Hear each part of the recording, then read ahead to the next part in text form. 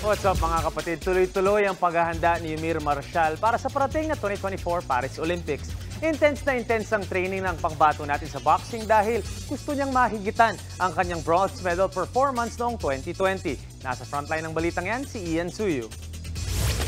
Naabutan ng News 5 ang morning training ni 2020 Olympics medalist Yumir Marcial sa Tagaytay City Track Oval. Unang tumakbo si Yumir sa Oval bilang parte ng kanyang warm-up. Sinundan niya ng agility workout at ab workout para patibayin ng kanyang bodega. Ang mga paghahandang yan ay para sa laban ni Yumir kontra kay Thai boxer Towed Saksinam sa Ninoy Aquino Stadium sa Maynila. Ito ang magiging ikalimang laban ni Marcial sa professional scene kung saan mayroon na siyang 4 na panalo. 2 dyan ay galing sa knockout. Samantalang si Sinam naman ay may 23-13 win-loss record.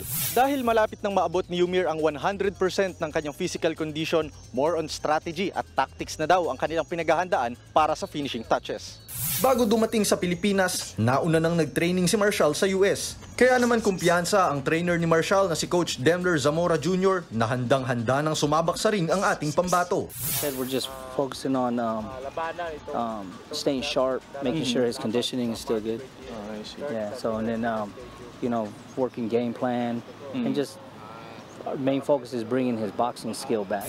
Homecoming na maituturing ang laban na ito dahil ito ang unang laro ni Marcial sa bansa mula noong 2019 SEA Games. Almost 3 months yung ginawa naming endurance. Tumatakbo kami sa bundok, yung conditioning, strength and conditioning namin. So talagang ready na yung katawan. Todo suporta rin ang misis ni Yumir na si Princess. The work is done. Tapos na yung trabaho. It's time to show your talent to all the Filipino fighters. Pagkatapos ng laban, focus na ni Marcial ang kanyang magiging kampanya para sa paparating na Paris Olympics sa July. Sa March 23 na ang laban ni Yumir kontra kay Sinam. Mapapanood yan ng live sa One Sports, One Sports Plus at Pilipinas Live Up.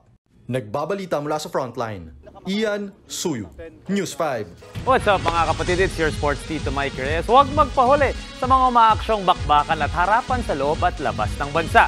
Para sa mga pandiin ng sports news, mag-follow at mag-subscribe sa social media pages ng News 5. Peace and love.